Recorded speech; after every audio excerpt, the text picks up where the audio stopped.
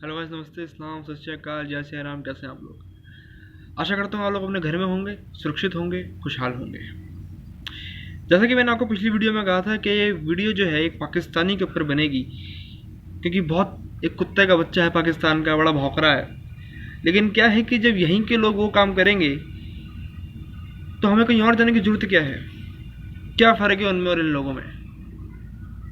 है जी, क्या फ़र्क है इन लोगों में और उन लोगों में? क्योंकि पाकिस्तान का आधा काम तो यहाँ के लोग कर देते हैं बड़ी आसानी से, क्योंकि उनका काम क्या है? भगवानों का मजाक उड़ाना, हिंदुओं का मजाक उड़ाना, देश का मजाक उड़ाना। यहाँ बैठे बैठे घर पे हो रहा है, क्या ज़रूरत है? आपको याद होगा जब मैंने राघव जुयाल के ऊपर वीडियो बनाई थी तो मैंने एक बात कही थी उसमें कि जो एंटी नेशनलिस्ट लोग जो निकल निकल के आ रहे हैं, अलग अलग फील्ड से निकल के आ रहे हैं, जो मैंने आपको फील्ड बताई थी, बॉलीवुड, पॉलिटिक्स, मीडिया और स्टैंड अप कॉमेडियन, ये लोग समझते हैं कि इनके हाथ में माइक आ गया तो पता नहीं क्या आ गया। ये लोग अपने आप को समझते हैं कि माइक नहीं है, ये तो पता नहीं, ये संयुक्त राष्ट्र का कोई इन्होंने झंडा पकड़ लिया या इन्होंने कोई सबसे बड़ी चीज़ हासिल कर ली है, दुनिया के महाराज बन गए। जो दुनिया के कदमों में और जो बोलेंगे उस पर हंसेंगे भी लोग, उसको सच भी मानेंगे। इनके लिए यही चीज़ है सिर्फ। इनको माइक पकड़ लेते हैं लोग, ऐसा समझते हैं कि इन्होंने पता नहीं क्या चीज़ पकड़ ली। ये लड़की सुरलीन कौर है, मैं अपनी माँ की कसम खा के बोल रहा हूँ आप लोगों को, ये लड़की अगर हिंदुस्तान की नहीं होती, पाकिस्तान की होती, किसी और देश की भी होती, तो जितनी गालियाँ मैं साजिद अहमद को देता हूँ उससे 50 गुना गालियाँ मैं इस लड़की को देता। ये इस हिंदुस्तान की है, इसलिए इसको मैं इस चीज़ के लिए छोड़ रहा हूँ, जिसका मतलब यह नहीं है कि मैं इसके ऊपर जवाब ना दूँ। ऐसों को मैं अच्छे से जवाब देना जानता हूँ। स्टैंड अप कॉमेडियंस की तो वैसे ही आजकल जो है मेरे से और स्टैंड अप कॉमेडी का 36 का आंकड़ा, क्योंकि कुणाल कामरा के सपोर्टर जो ने बताया था कि आजकल कुणाल कामरा वाली वीडियो पे मेरे को सबसे ज़्यादा रिएक्शंस मिल रहे हैं, बढ़ते जा रहे हैं उसके व्यूज़, रिएक्शन बढ़ते जा रहे हैं, कमेंट बढ़ते जा रहे हैं। उनके सपोर्टर गाँड में खुजली उनकी है ही, उसकी गांड चाटने वाले लोग मेरे को बोलेंगे ही बोलेंगे। तो स्टैंड अप कॉमेडियंस में वैसे ही मेरा 36 का आंकड़ा है और मैं इन लोगों को तो वैसे ही नहीं छोड़ता। मैं पहले सुरलीन कौर पे आता हूँ, फिर इस माँ के लड़ाई के टकले के ऊपर बात बताता हूँ आपको। तो सुरलीन कौर बेटा,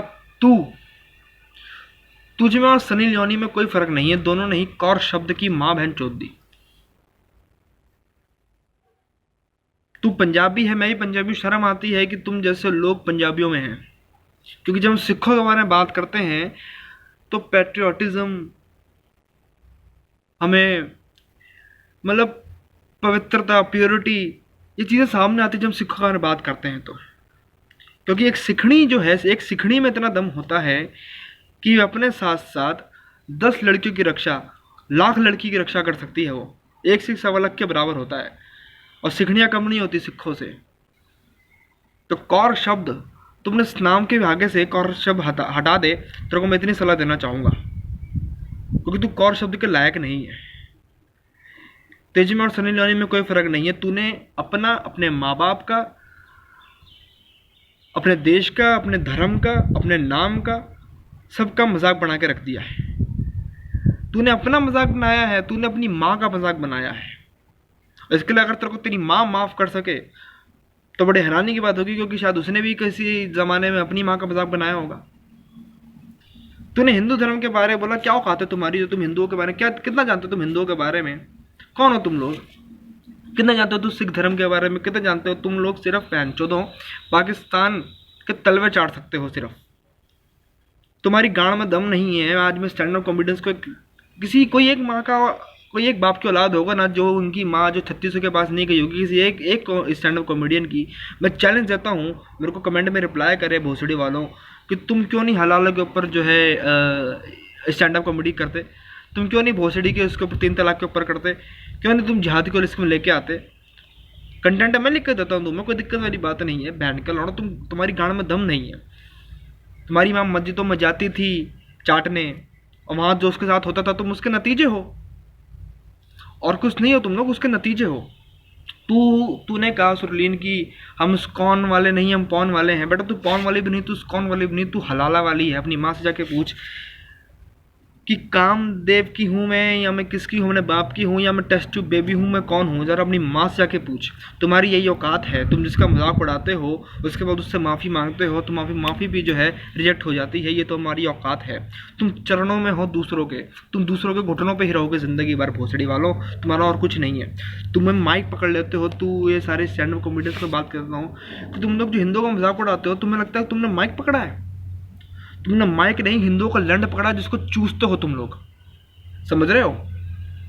अगली बार से जब माइक पकड़ो ना तो समझो तुम्हारे हाथ में माइक नहीं, हिंदुओं का लंड है। क्योंकि तुम हिंदुओं का लंड देख के एक्साइटेड हो जाते हो ना, वैसे तुम्हारे हाथ में माइक होता है, वैसे तुम एक्साइटेड हो जाते हो। इतने एक्साइटेड हो जाते हैं क्योंकि पता है ये आधा दूरे लंड वाले तो है नहीं, हिंदुओं का लंड है, बड़ा ही होगा। इतने एक्साइटेड लोग ये लंड पकड़ के जो है इतने खड़े हो जाते हैं ये लोग, जिसे पता नहीं इन्होंने क्या पकड़ लिया। ये माइक नहीं है, हिंदुओं का लंड जो तुम पकड़ते हो बेटा। और तुम जो मजाक उड़ाते हो हिंदू धर्म का, मैं तुम्हें बात बता दूं कि तुम जैसे लोग, हमारे भगवत गीता में कहा गया है कि बेटा तुम्हारे लिए ना नरक है, ना स्वर्ग है, ना ये मृत्यु लोक है। अगर आप भगवत गीता पढ़ते हो आपको पता होगा 3 तरीके के गुण वाले व्यक्ति होते हैं, सात्विक, राजसिक और तामसिक। ये तामसिक लोग, तामसिक भी छोटा वर्ड है इनके लिए, क्योंकि तामसिक एक्चुअली भूत प्रेतों को पूजने वाले लोग होते हैं। तामसिक लोगों की सोच होती है कि भैया ये संस्कार, ये गुण, ये वेद, ये पुराण, ये कुछ भी नहीं होते। सिर्फ सेक्स जो है, सिर्फ काम जो है, सिर्फ वासना, सिर्फ हवस जो है, ये दुनिया का रहस्य है, दुनिया जीने का रीज़न है, और इसी से दुनिया आगे बढ़ रही है। ये तामसिक लोगों की सोच होती है। ये बिल्कुल जो नास्तिक लोग होते हैं, भूत प्रेतों को पूजने वाला, ये वो लोग हैं, इनकी वो सोच है। और ये इसी तरीके से जो है आगे बढ़ते हैं। लेकिन इनको पता नहीं है कि बेटा वीडियो का जवाब वीडियो में दिया जाता है, और तुम जैसों की औकात यही है कि तुम अपनी बहन चुदवाते हो रोज़ हमारे जैसे यूट्यूबर्स के हाथों। समझ रहे हो? अब ये कुणाल कामरा पे आ जाओ। कुणाल कामरा ने अपनी माँ से चुदवाई ली। 10 लाख, 1 मिलियन, एक नंबर होता है 1 मिलियन डिसलाइक्स का, और तू कैरी मनाती को रोज़ सिखा रहा था, और आगे अपनी औकात में बीजेपी को बोलने के लिए, हिंदुओं को बोलने के लिए हैं। आजकल हो क्या रहा है कि बीजेपी और कैरी मनाती के सपोर्टर एक तरफ है, और कुणाल कामरा जैसों के सपोर्टर, टिकटॉकर्स के सपोर्टर, तो कांग्रेस सपोर्टर्स एक तरफ हैं। समझ रहे हैं आप लोग? तो कितना बड़ा ये खेल बन चुका है। इसको हल्के मना लें, यूट्यूबर्स जैसे टिकटॉकर्स, इसको हल्के मना लें आप लोग। और कुणाल कामरा ने अपनी ही जोक्स पे अपने रिएक्शन दे के जो है, जो अपनी बेइज्जती कराई है भोसड़ी के, मतलब तू गांड चटू सबसे बड़ा है। तेरे में और कुत्ते गांड में कोई फर्क नहीं है, दोनों एक जैसी हैं। और तू टकले, तेरे बाल आते नहीं है, न कहीं के, ना भोसड़ी के, ना सर के। तू जेल रह के आ चुका, तेरे को तब भी फर्क नहीं पड़ा। तेरे ऊपर कंप्लेंट हो गई तब भी फर्क नहीं हुआ, ट्रोलिंग हो गई तब भी कोई फर्क नहीं हुआ, डिसलाइक्स तेरी वीडियो पे तेरी 3 गुना 4 गुना तेरे लाइक से ज़्यादा हैं डिसलाइक्स हैं, तो तब भी फर्क नहीं पड़ा, क्योंकि तुम लोग बेशरम हो। और तुम में जिहादियों में कोई फ़र्क नहीं है। उनके हाथ में गन होती है, उनके हाथ में सिर्फ जो है ये हिंदुओं को मारने की सोच है, तुम्हें हिंदुओं को मजाक उड़ाने की सोच है सिर्फ। अफसोस की बात यह है कि तुम अपनी माँ से पूछ नहीं सकते कि तुम्हारा बाप कौन है, क्योंकि तुम हिंदू के तो खून नहीं हो। मैं इतना गारंटी कह सकता हूँ, तुम ना हिंदू हो ना सिख हो, तुम्हें कौन सा खून है ये तुम्हारी माँ ही तुम्हें बता सकती है। हमें तो पता है, लेकिन तुम्हारी माँ तुम्हें बता सकती है तुम्हें कौन सा खून दौड़ रहा है। तुम्हें कोई खून नहीं दौड़ रहा, तुम्हें सिर्फ जो है बस, तुम्हारी जो माएँ दरगाहों में जाती थी, मस्जिदों में जाती थी हलाला करवाने, तुम उसके नतीजे हो मेरे भाई। और बहुत अफसोस है, मुझे तुम पर गुस्सा नहीं आता, बहुत तरस आता है मेरे को तुम लोगों पे, बहुत तरस आता है, क्योंकि तुमने अपना जीवन पूरा व्यर्थ कर लिया है इन चीज़ों में घुस घुस के। मतलब तू कहीं से भी कुणाल कामरे, कहीं से भी तू, कहाँ से 45 साल से कम का आदमी लगता है, 45-50 साल की उम्र, तो मेरे को कह रहे 30 साल का है ये, 30 साल का ही है ये, 45-50 से कम का नहीं लगता। क्योंकि इनकी देखिए, इन्होंने अपनी ज़िंदगी बर्बाद कर ली है इन लोगों ने, इन चीज़ों में घुस घुस के हिंदुओं का मजाक बनाते बनाते इनका खुद का मजाक उड़ रहा है, और इसका माँ बाप का मजाक उड़ रहा है। क्या लोग सोचते होंगे? देखिए, इनके माँ बाप ने 100 अच्छे कर्म करे होंगे, लेकिन एक ऐसी गंदी औलादे पैदा करके इनके माँ बाप भी सोचते होंगे हमने क्यों नहीं उस रात हम सो गए यार, क्या 2 रुपये का कॉन्डम में तो आता था, खर्च कर लेते, बहन चोद ऐसी औलादे तो नहीं पैदा होती। इसको नारी शक्ति कहते हैं आप लोग, ये नारी शक्ति है, ये वो शक्ति है जो नारी के नाम पे दब्बा है। ये वो शक्ति है जो अपने माँ बाप को बेच दे और पता ना लगे। ये अपने माँ को धंधे पर उतारने वाले लोग हैं, बहनों की दलाली खाने वाले ये औलादे हैं। इसको नारी शक्ति ना कहा है, ये फेमिनिज्म नहीं है। फेमिनिज्म का झंडा लेकर मेरी वीडियो पे आना, कमेंट इन इसका अप्रूव होने दूंगा मैं। ये फेमिनिज्म का झंडा लेके मत आना यहाँ पे। जो हमारी जो लड़कियां हैं, जिनका जो लोग मजाक उड़ाते हैं वो कौन है फिर? जो लड़कियां जो है आईपीएस की तैयारी करती हैं, आईएएस की तैयारी करती हैं, जो सेना में है, जो किसी स्पोर्ट्स में है, जो हमारे देश को, हमारे शहर को रिप्रेजेंट करती हैं, वो फेमिनिज्म नहीं है क्या? है इधर निर्मला सीतारमण का मजाक उड़ाया भोसड़ी वाले। तुम्हें बर्दाश्त नहीं होता कि एक औरत बन कैसे गई हमारी फाइनेंस मिनिस्टर है? मादर चौधो को हर चीज में बीजेपी, हर चीज में हिंदू, हर चीज में बीजेपी। और तुम्हारी गाड़ में दम होता भोसड़ी वालों तो तुम्हारी चलती होती ना है? तुम्हारी गाड़ में दम होता एक बाप के औलाद अगर तुम लोग होते, तुम्हारे में 10-10 खून नहीं होते अगर मादर चौधो, वो भी जिहादियों के, वो भी मौलवियों के, भोसड़ी वालों, तो तुम जैसे लोगों को मैं बाप बता दूं तुम्हारी चलती होती। तुम बीजेपी को हटा देते, तुम कैरी मिनाती से ज़्यादा तुम्हारी वीडियोस पे लाइक आते, तुम कैरी मिनाती के सपोर्टरों को जवाब दे सकते। तुम कुछ भी नहीं कर सकते। तुम ना बीजेपी को हटा पाए, तुम खुद जेल चले गए। तुमने इसका मजाक उड़ाया इस्कॉन मंदिर वालों का, तुमने उनसे माफ़ी मांगी और तुम्हारी माफ़ी रिजेक्ट हो गई। तुम्हारी औकात उन्होंने 2 मिनट के दिखा दी। मेरे दिमाग में बात आ रही है, आप लोगों से मैं डिस्कस करना चाहता हूँ। ये टिकटॉक वालों के ऊपर हम लोग थोड़ा गलत तो नहीं जा रहे कहीं? मेरी बात पर थोड़ा ध्यान दीजिए। हम लोग थोड़ा गलत तो नहीं जा रहे? क्योंकि टिकटॉक पे लोग मजाक उड़ा रहे हैं और टिकटॉक हम बैन करने की बात कर रहे हैं, ये गलत है। मेरे हिसाब से गलत है। मेरे दिमाग में बात आई है क्योंकि जब हम वीडियो का जवाब वीडियो पे देते हैं, कांग्रेस वाले पताल लोग जैसी वेब सीरीज बनवाएंगे बीजेपी के खिलाफ, बीजेपी वाले फिर कांग्रेस के खिलाफ वेब सीरीज बनाएंगे, जैसे सेक्रेट गेम्स, जिसमें इन लोगों ने जो है शाबानों की असलियत दिखाई थी, राजीव गांधी की सही असलियत दिखाई थी इन लोगों ने सेक्रेट गेम्स में। ये लोग इनका चलता रहता है। तो वेब सीरीज का जवाब वेब सीरीज से चलता है, मूवीज़ का जवाब मूवीज से देते हैं ये लोग, वीडियो का जवाब वीडियो से देते हैं, स्टैंड अप का जवाब स्टैंड अप से देते हैं। तो टिकटॉक का जवाब टिकटॉक पे हमको देना चाहिए। अगर हम लोग भी ऐसी वीडियो बनाए, क्योंकि ये लोग बनाते हैं हिंदू धर्म के खिलाफ, जो लोग जो रेप विक्टिम्स हैं उनका मजाक उड़ाते हैं, एसिड अटैक विक्टिम्स का ये लोग मजाक उड़ाते हैं, तो हम टिकटॉक पे इनको क्यों नहीं मजाक बनाते? आप सोच के देखिए कि हम टिकटॉक पे क्यों नहीं हलाला के ऊपर बोलते? हम इस चीज़ को भी तो मजाक में ले सकते हैं। अगर मजाक ही है ये लोग उड़ा के, इनको आज़ादी है कि हम तो मजाक कर रहे हैं, मजाक में कुछ भी इनको बोलने की आज़ादी है, तो फिर हमको भी आज़ादी है।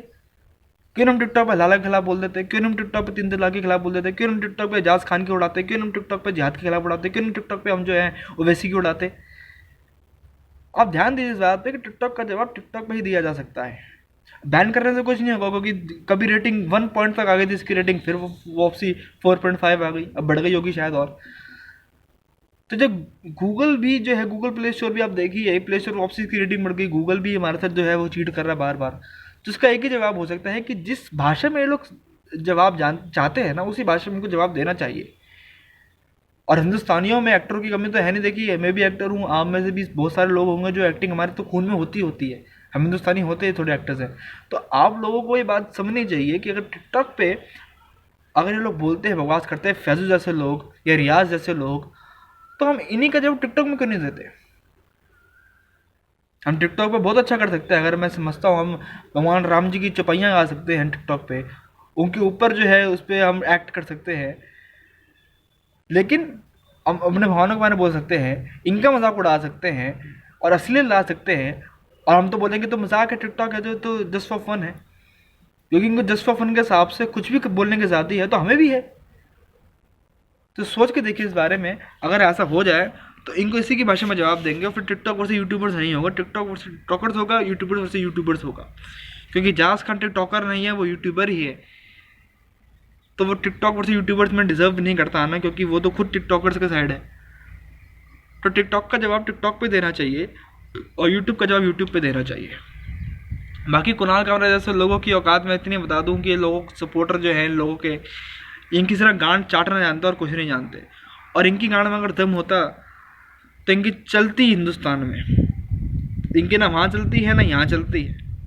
इनकी वीडियो देख देख के पाकिस्तानी बनाते हैं। आज डॉक्टर तुर्की जैसे लोग जो है इसका मजाक उड़ा रहे हैं, और जैसे यूट्यूबर्स जो हैं पाकिस्तान के वो इस वीडियो को बना के मजाक उड़ा रहे हैं। लेकिन असलियत इनकी यही है कि इनको इनकी भाषा में जवाब देना चाहिए। अगर स्टैंड अप कॉमेडी करते हैं तो फिर जो भी यूट्यूबर जो पेट्रोटिक है और जो थोड़ा स्टैंड अप कॉमेडी जानता है, आप स्टैंड अप कॉमेडी लिखें, कंटेंट लिखने में हम आपकी मदद करेंगे और इनको इन्हीं की भाषा में जवाब देते हैं। ये हिंदू धर्म के बारे में बोलेंगे, हम लाला के खिलाफ बोलेंगे, क्यों नहीं बोलेंगे। मैं तो वसीम रिजवी साहब का वैसे ही बहुत भक्त हूँ। वसीम रिजवी साहब तो बहुत बढ़िया बात कहते हैं कि भाई जो ये लोग मजाक उड़ाते हैं इनको इन्हीं की भाषा में जवाब देना चाहिए। वसीम रिजवी साहब की बड़ी इज्जत करता हूँ क्योंकि वो बीइंग अ मुस्लिम वो सारी सच्चाई बोलते हैं। जो अगर कोई मुसलमान बोल दे तो उसके ऊपर फतवा जारी हो जाता है। तो उनकी बातें सुना करें और जैसा उनकी सोच है उस सोच को इम्प्लीमेंट करें हम टिकटॉक पे और इनके ही जवाबों में, चाहे स्टैंड अप कॉमेडी हो चाहे यूट्यूब हो। ज़रा सोच के देखिए इस बारे में आप। चलता दोस्तों, जय हिंद।